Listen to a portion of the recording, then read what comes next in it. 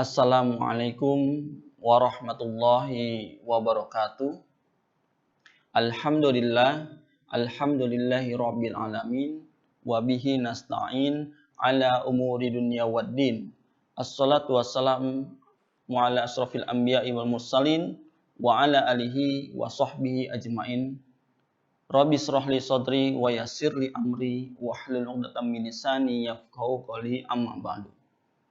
Alhamdulillah, segala puji bagi Allah Tuhan semesta alam yang telah memberi kita nikmat pada hari ini. Kita masih diperkenankan untuk bisa menjalani berbagai macam aktivitas. Salawat seiring salam semoga tercurah kepada junjungan kita Nabi Muhammad SAW yang telah membawa agama Islam dari zaman kegelapan hingga zaman yang terang benderang seperti sekarang ini. Para pemirsa TV AIKA dimanapun Anda berada, bahwa agama Islam adalah agama yang rahmatan lil alamin. Keberadaannya merupakan pencerahan bagi seluruh umat manusia. Nah, oleh karena itu, dengan adanya agama Islam, menjadi sebuah turunannya adalah sistem ajaran Islam. Di antara sistem ajaran Islam, terdiri dari 4 konsep.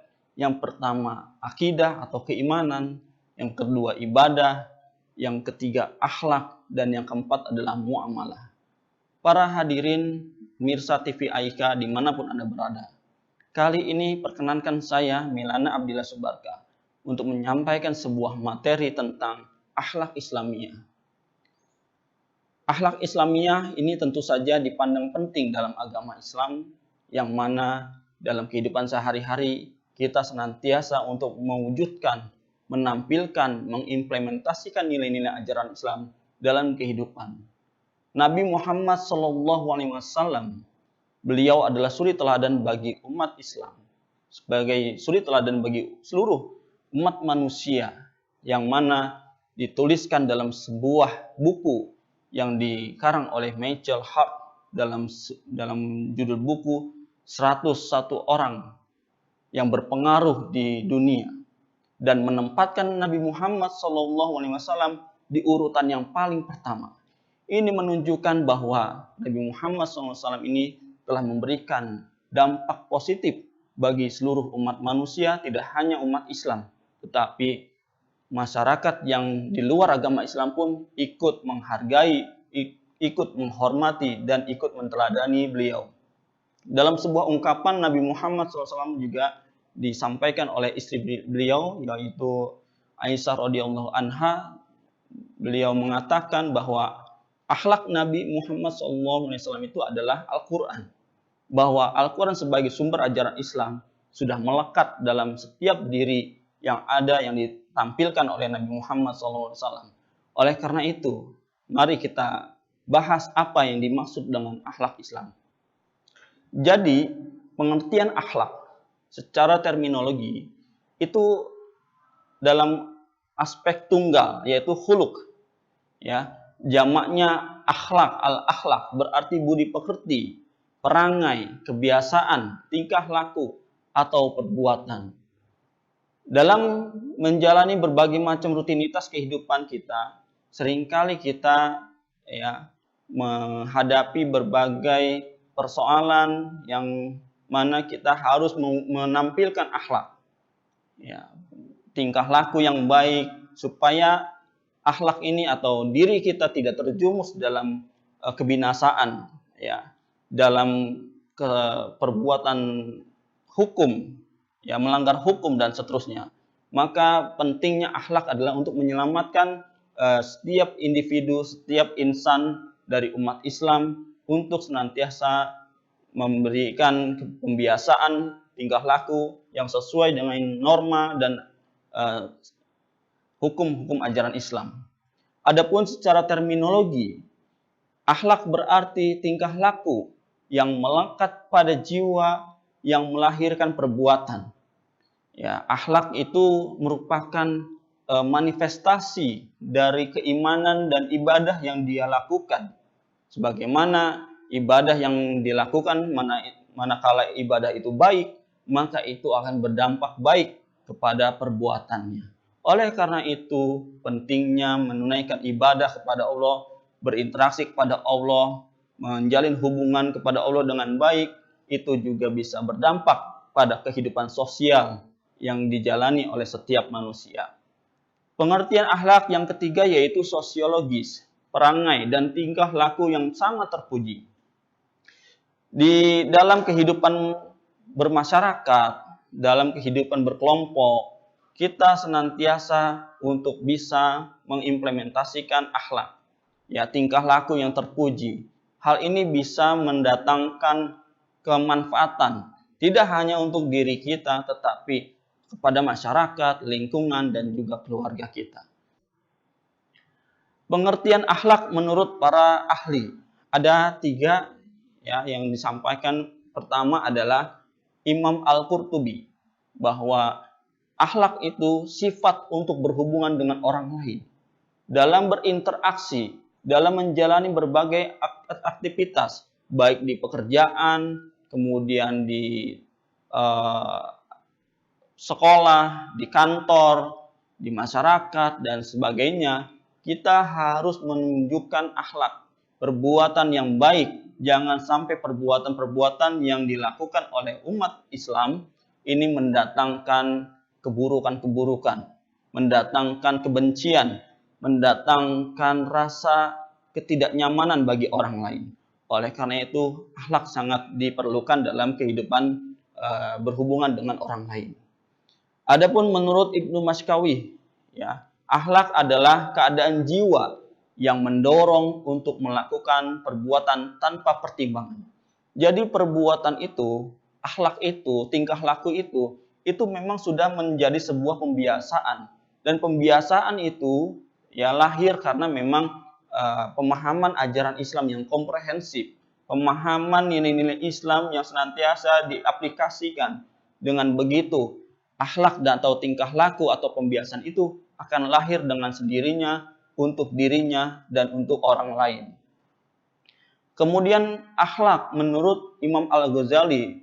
Imam Al-Ghazali mengatakan sifat tertanam dalam jiwa yang menimbulkan perbuatan dengan tidak memerlukan pertimbangan pikiran. Jadi kalau akhlak itu ya secara tidak langsung boleh kita katakan sebagai refleks, ya, sebagai tanpa ada paksaan. Jadi memang itu sudah menjadi tabiat dari seseorang karena ingin berperilaku baik, karena tidak ingin melanggar hukum, maka dengan sendirinya dia akan hadir dalam kehidupan berkeluarga, bermasyarakat, dan lain sebagainya. Adapun perbedaan akhlak dan moral, ya, dapat kita pahami. Akhlak itu tindakan refleks, tadi sudah disebutkan, dan muncul dari dalam hati yang mendasari perbuatan tanpa pemikiran lebih dahulu. Sementara moral adalah perbuatan yang disesuaikan dengan tempat, keadaan, atau waktu kehendak manusia. Ya, jadi akhlak itu adalah memang sebuah tabiat, ya, bawaan dari dalam diri sendiri tanpa ada paksaan. Sementara moral adalah memang disesuaikan dengan tempat, keadaan, kehendak manusia. Misalkan dalam kehidupan sehari-hari, ya, apakah kita menjalani diri kita sebagai karyawan dan kita harus memunculkan akhlak itu. Jadi kalau moral itu terikat dengan tempat dan waktu, ya, sementara akhlak itu tidak terikat dengan tempat dan waktu. Dimanapun dan kapanpun kita berada sebagai umat Islam yang baik, kita diperintahkan untuk menampilkan sebuah perangai, sebuah perilaku yang mengedepankan nilai-nilai Islam. Sehingga banyak orang yang di luar agama Islam menjadi respect kepada kita, menjadi hormat, menjadi menghargai, dan seterusnya. Nah, akhlak Islamiyah, ya, ini merupakan tingkah laku dan perbuatan yang baik dan terpuji sesuai dengan Al-Quran dan hadis. Tadi sudah disinggung bahwasannya kita sebagai umat Islam harus mencontoh apa yang dicontohkan oleh Nabi Muhammad SAW dalam menjalani hidup sebagai pribadi, sebagai keluarga, kepala anggota keluarga, sebagai masyarakat, ya, sebagai warga, dan seterusnya. Jadi harus berdasarkan sumber ajaran Islam. Inilah yang disebut dengan akhlak Islamiyah. Yang berikutnya aturan dan ruang lingkup universal serta berlaku bagi semua orang secara menyeluruh. Ya, yang namanya akhlak itu sifatnya umum. Ya, siapa saja bisa melakukan hal ini, tidak mengikat hanya kepada umat Islam saja, tetapi orang di luar agama Islam juga bisa mencontoh, bisa memberikan peluang untuk bisa menunaikan akhlak yang baik. Akhlak Islamiyah. Kemudian akhlak Islamiyah juga merupakan kesederhanaan dan mengatur segala secara seimbang. Ya, tidak terlalu kaku, ya, tapi fleksibel. Ya, bisa melahirkan sebuah kenyamanan, rasa aman, damai di manakala seseorang itu berada di dalam satu tempat, ya, berada di samping berada di lingkungan kita, berada di dalam keluarga kita. Jadi kesederhanaan dan secara seimbang kita juga harus dalam keadaan keberaturan. Nilai-nilai Islam itu harus kita tunaikan. Di sisi lain juga hal-hal yang bersifat sosial juga kita lakukan. Akhlak Islamiyah yang berikutnya yaitu mencakup perintah dan larangan Allah Subhanahu wa taala. Dalam menjalani hidup ini kita harus melakukan apa yang Allah perintahkan dan menjauhkan diri dari apa yang Allah larang. Supaya kita ini hidup selamat. Karena sejatinya Islam dari segi bahasa adalah salima. Asal kata dari kata salima artinya selamat. Aslama yuslimu islaman, tunduk, patuh, taat, berserah diri kepada Allah Subhanahu wa taala. Ya, namanya juga hidup, jadi harus diatur. Bayangkan kalau manusia hidup di dunia ini tidak diatur, mau jadi apa? Ya, ketika kita mau bermain sepak bola aja, ya itu harus ada aturannya supaya tertib. Ya, siapa saja melanggar maka akan kena sanksi. Ya, begitupun manusia. Ya, dalam menjalani hidup dia harus menjalani apa-apa yang Allah perintahkan. Kan sejatinya kita ini adalah seorang hamba. Ya, seorang manusia yang diciptakan oleh Allah, yang diperintahkan untuk beribadah kepada Allah. Wa ma khalaqtul jinna wal insa illa liya'budun. Tidaklah aku ciptakan jin dan manusia melainkan untuk beribadah kepada Allah Subhanahu wa taala. Akhlak dalam agama Islam tidak dapat dipisahkan dari agama. Keimanan seseorang baik jika akhlaknya baik. Jadi itu sudah menjadi hukum alam. Ya, sudah menjadi sinergisitas, ya, antara keimanan, ibadah, kemudian buahnya adalah akhlak. Ya, hasilnya itu adalah akhlak. Mengapa perlu akhlak? Yang pertama, dengan akhlak kita mampu mewujudkan kehidupan sosial yang aman, nyaman, tentram, dan harmonis. Tidak ada perselisihan, tidak ada saling menyakiti, tidak ada saling menggugat, ya, supaya hidupnya ini yang dijalani berasa ringan, tidak ada beban atau membebani orang lain. Ini pentingnya atau urgensi dari akhlak. Ya, manusia diciptakan oleh Allah itu dalam sebaik-baiknya ciptaan. Yang membedakan manusia dengan makhluk lainnya adalah manusia memiliki akal pikiran. Dengan begitu manusia bisa diarahkan ke arah yang lebih baik. Manusia itu bukanlah iblis, ya, yang senantiasa melakukan hal-hal yang diharamkan atau dilarang oleh Allah. Manusia juga bukan malaikat, tetapi manusia di tengah-tengah. Dengan akal dan jiwanya itu dia bisa mengarah ke arah yang lebih baik. Ya, jika memang itu bisa dikondisikan dan bisa dikendalikan oleh manusianya. Maka itulah yang diharapkan dari pengendalian nafsu dari manusia supaya lahir dalam dirinya akhlakul karimah, akhlak yang terpuji, yaitu akhlak Islamiyah.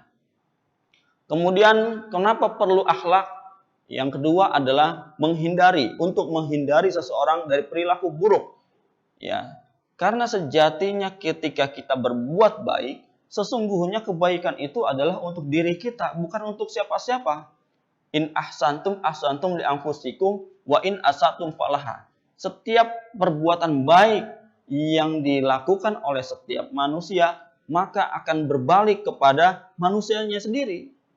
Tetapi sebaliknya ketika mereka melakukan sebuah keburukan, melakukan aniaya, melakukan kezaliman, justru itu akan menimpa juga kepada dirinya. Maka rasanya aneh jika suatu perbuatan dia tahu itu buruk tapi tetap dia lakukan. Dia tahu itu salah tetapi tetap dia lakukan. Padahal ya, perbuatan yang dilakukan, keburukan yang dilakukan itu akan kembali kepada dirinya. Apakah dia akan mendapatkan dosa? Apakah dia akan mendapatkan balasan atas perbuatan yang telah dilakukan selama dalam hidupnya di dunia? Maka inilah pentingnya akhlak untuk menghindari perilaku yang buruk. Yang ketiga, kenapa penting akhlak dalam agama Islam untuk bisa diaplikasikan dalam kehidupan sehari-hari? Karena untuk adanya jaminan kesejahteraan dunia dan akhirat. Untuk dunia kita, untuk kehidupan akhirat kita. Yang manakala kita berperangai dengan baik, berperilaku dengan baik, itu menjadi wasilah, menjadi ladang amal buat kita dan akan menjadi sebuah yang disebut dengan akhirat oriented, ya, berpotensi, ya, berinvestasi untuk kehidupan akhirat kita. Manakala kita mampu mengimplementasikan akhlak dalam kehidupan kita sehari-hari. Inilah yang dimaksud atau yang disebut mengapa kita perlu menjalani atau melakukan akhlak, menerapkan akhlak yang baik dalam kehidupan pribadi, berkeluarga, dan masyarakat. Ruang lingkup akhlak Islamiyah ada 4. Ya. Pertama, dengan kepada Allah. Ya. Akhlak terhadap Allah. Bagaimana kita menampilkan, mewujudkan akhlak di hadapan Allah? Ya, tentunya yang paling utama adalah mengimani Allah sebagai Tuhan. Allah lah yang menciptakan alam semesta ini. Allah lah yang menggerakkan seluruh jagat raya ini, baik yang di langit, di bumi maupun di lautan. Allah yang menghidupkan dan Allah juga yang mematikan. Maka kita wajib mengimaninya. Tidak cukup hanya beriman, tetapi kita juga wajib menyembahnya. Ya, tidak ada sesembahan selain Allah. Allah yang wajib kita sembah. Ya, jangan biarkan ada umat Islam yang meyakini Allah sebagai Tuhannya, tetapi di sisi yang lain dia meminta-minta kepada selain Allah. Padahal dalam setiap ibadah sholat yang kita lakukan, kita mengucapkan iyyaka na'budu wa iyyaka nasta'in. Hanya kepada Engkaulah kami menyembah dan hanya kepada Engkaulah kami memohon pertolongan. Maka wajib ya akhlak itu dimunculkan di hadapan Allah Subhanahu wa taala. Yang pertama adalah beriman kepada Allah. Yang berikutnya menjalani perintahnya. Ya, segala apa yang Allah perintahkan mulai dari sholat, ya, puasa, zakat, haji, termasuk menjauhi atau menghindari larangan-larangannya, itu juga wajib kita patuhi. Karena sejatinya manusia itu adalah ciptaan Allah, ya, dari Allah dan akan kembali kepada Allah Subhanahu wa taala. Kemudian ruang lingkup yang kedua kepada Rasulullah, ya, bagaimana menerapkan akhlak Islam, ya, kepada Rasulullah. Yang pertama mengingat, ya, perjuangan apa yang dilakukan oleh Nabi Muhammad SAW ketika menegakkan Islam pada periode Mekah maupun periode Madinah. Begitu besar pengorbanan yang diberikan oleh Nabi Muhammad Rasulullah SAW untuk tegaknya agama ini, untuk menyebarkan risalah Islam hingga saat ini. Kemudian menteladani, ya, beliau adalah sebaik-baiknya teladan, maka wajib bagi kita untuk menjadikan keteladanan Nabi sebagai percontohan, sebagai duplikat dari kehidupan umat Islam. Yang berikutnya adalah mengimani Rasulullah sebagai Nabi, sebagai Rasul, sebagai utusan Allah. Dan insya Allah beliau akan memberikan syafaat kepada umatnya manakala senantiasa umatnya bersolawat kepadanya. Yang ketiga yaitu akhlak kepada orang lain. Ya, berperilaku baik. Ya, contohnya akhlak kepada orang tua, tetangga, teman, masyarakat, dan lain sebagainya.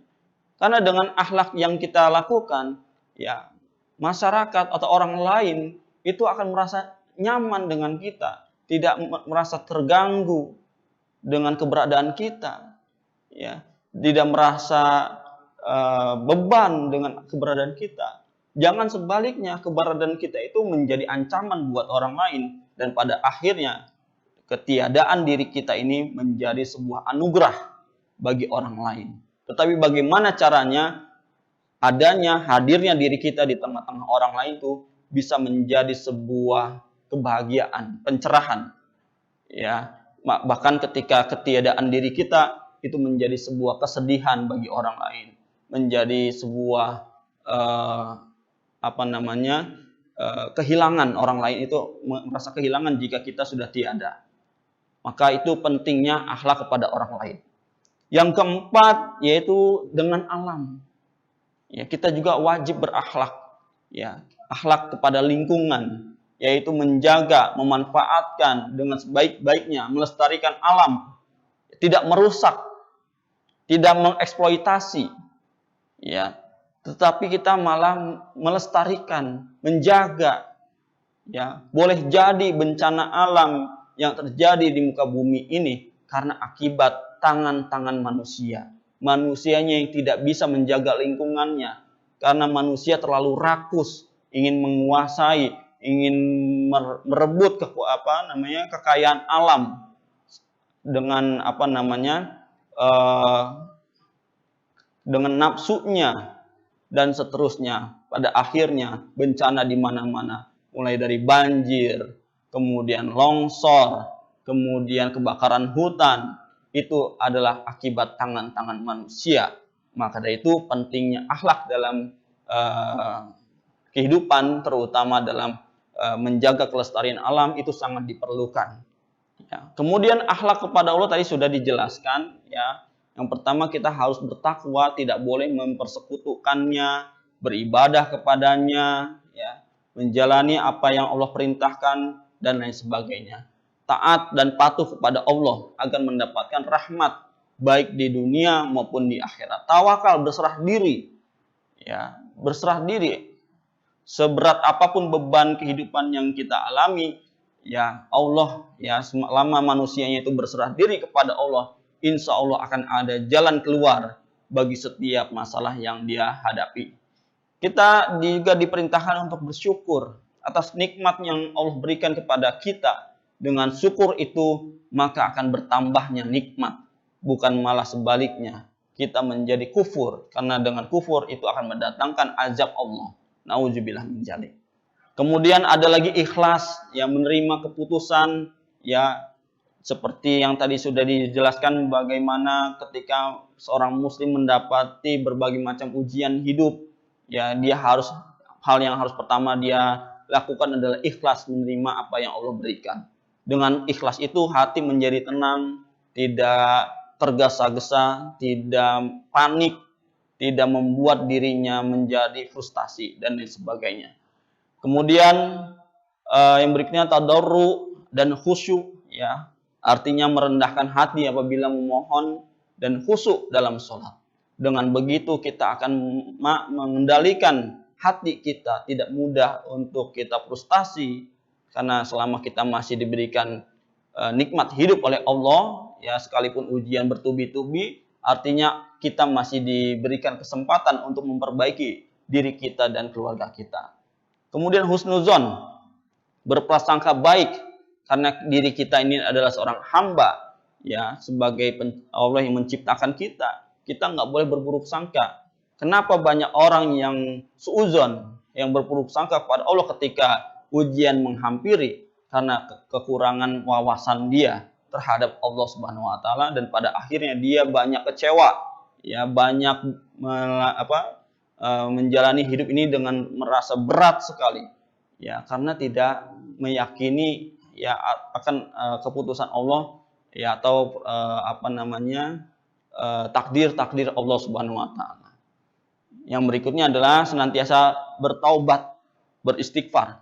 Boleh jadi ujian hidup yang kita hadapi itu karena dosa-dosa kita yang udah terlalu banyak. Allah ingin meringankan hisab kita di akhirat, ya, mengikis semua dosa-dosa kita dengan memberikan ujian. Tapi syaratnya adalah sabar. Jika sabar kita mendapati satu ujian, maka itu ganjarannya adalah kehidupan di surga, memiliki sifat pengampunan dan menyukai orang yang bertobat. Allah senantiasa menyenangi orang yang senantiasa bertobat, beristighfar, dan menjalani ibadah yang diinginkan oleh Allah Subhanahu wa taala. Ya, tadi sudah dijelaskan akhlak kepada manusia mulai dari Rasulullah, kemudian orang tua, diri sendiri, ya, kerabat, tetangga, dan masyarakat. Kepada siapa saja kita harus berbuat baik, bersikap terpuji, ya. Jangan ada dendam, jangan sakit hati, jangan mudah baper, dan seterusnya. Kita harus mengedepankan akhlakul karimah, akhlak yang terpuji kepada siapa saja, sekalipun kepada orang yang membenci diri kita. Ya, jangan kebencian dibalas dengan kebencian lagi. Jangan keburukan dibalas dengan keburukan lagi. Tadi kuncinya adalah selama kita berbuat baik, kebaikan yang kita lakukan akan kembali lagi kepada diri kita. Namun sebaliknya, apabila kita melakukan keburukan kepada orang lain, keburukan itu akan kembali lagi kepada diri kita. Ya, rugi jadinya. Ya, kita harus walaupun kita merasa sulit, ya, kita harus melatih, exercise, latihan untuk mewujudkan, menampilkan akhlak yang baik, sekalipun kita ini disakiti oleh orang lain. Biarlah orang lain yang bersikap itu kepada kita, yang penting asal jangan diri kita. Kira-kira seperti itu. Tadi, ya, akhlak kepada alam sekitar, kita harus menjaga lingkungan, ya, jangan membuang sampah sembarangan, karena sesungguhnya ketika orang lain itu melakukan aktivitas buang sampah sembarangan akan mendatangkan banjir, dan banjir itu sangat merugikan masyarakat dan orang lain. Baik, itu saja, ya, para pemirsa TV AIK dimanapun Anda berada, penjelasan tentang akhlak Islamiyah, yang insya Allah ini bisa, mudah-mudahan senantiasa bermanfaat, khususnya kepada diri saya dan umumnya kepada para pemirsa TV AIK dimanapun Anda berada. Mudah-mudahan apa yang saya sampaikan ini senantiasa menjadi manfaat, ya, pada diri saya dan seterusnya. Mohon doanya apa yang saya sampaikan semoga ini sesuai dengan perbuatan saya. Dan kemudian dengan mengharap kepada Allah Subhanahu wa taala, semoga Allah senantiasa membimbing kita untuk senantiasa mendapatkan hidayah, rahmat, dan kasih sayangnya, hingga pada akhirnya kita bisa menerapkan akhlak Islam dalam kehidupan kita sehari-hari. Itu saja yang bisa saya sampaikan. Kita akhiri dengan ucapan hamdalah, alhamdulillahirabbil alamin, nasrun minallah wa fathun qarib, wa basyiril mu'minin. Wassalamualaikum warahmatullahi wabarakatuh. Audio Jungle.